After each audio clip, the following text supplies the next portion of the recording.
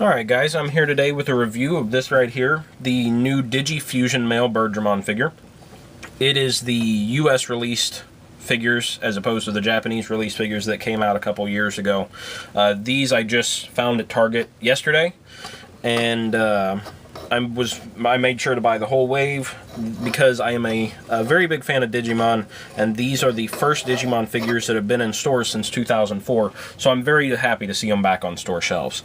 Now, if you haven't watched my other videos of the figures in this line and don't know what these figures are, they are basically a combination between the old Digivolving figures and a model kit kind of feel, or a better analogy would be the Transformers Constructabots line, where all of the little pieces of it come off, and then you can combine them with the other figures and make new Digimon creations.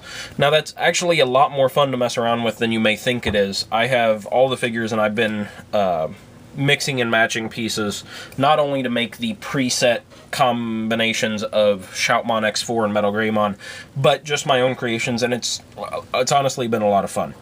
So let's get to talking about this figure itself.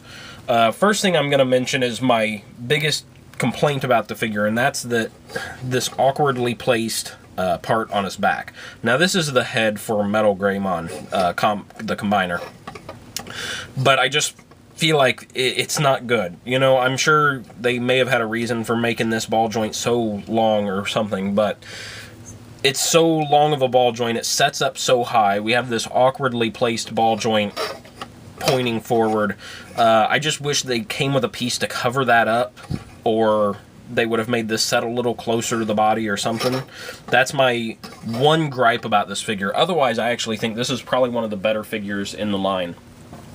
Anyway, now that I got that out of the way, let's talk about the actual articulation of this figure. First off, we'll start with the feet, which go in and out, back and forth a little bit. The tail really can go anywhere you want it to go. It's just on that ball joint right there. This can move 360, up, down, to the sides, around. And the wings, forward and back, only impeded by the leg and the neck, and up and down. The neck itself, and I just popped it off, can go all around in circles, and it keeps wanting to come off there for some reason. The head can go up and down and to the side a little bit. Not a whole lot of movement on the head, but that head sculpt is actually pretty nice, and it's one of the best sculpted pieces of all of these figures in my own honest opinion. You'll notice a lot of the articulation is similar on all the different pieces of this figure, but that is because of how it has to come apart and the combiner nature of the figures. So the articulation is impeded a bit. Now let's break this down and see how exactly it comes apart and how you can combine it. The feet come off like so. The wings pop off. And it comes in half right there. That just accidentally happened, actually. Back pops off. Neck pops off. Like I said, this comes apart. And then the head pops off of the neck. So it literally comes apart into almost every piece you can imagine.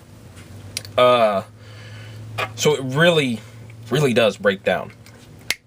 So let's go ahead and reassemble this real quick. Get the wings back on there. Now these figures retailed, for $9 each, which I don't think is a bad price. Could have been a lot more with the cost of toys nowadays. So that's not too bad in my opinion, and I definitely like to see more out of this line. I hope it goes over well. I know at the Target where I picked these up, I picked up the last ones they had, and it looked like quite a few had actually already been sold. So I'm hoping that it turns out to be popular. One other thing you get with these figures is a little Digivice card. And this can be used along with the Digivices for Digimon Fusion or Digimon Cross Wars to play little games and stuff on there. I don't have one of the Digivices, but I may pick one up at some point. I don't know. But if nothing else, if you don't have one, it's still pretty cool art, and I like it. And I'd be remiss if I didn't mention that this art actually is pretty similar to, or reminds me of, the flagship Pokemon of Pokemon Y, Yveltal. I think that's how you pronounce it, at least. I don't know. But I just found that to be a fun similarity between the two.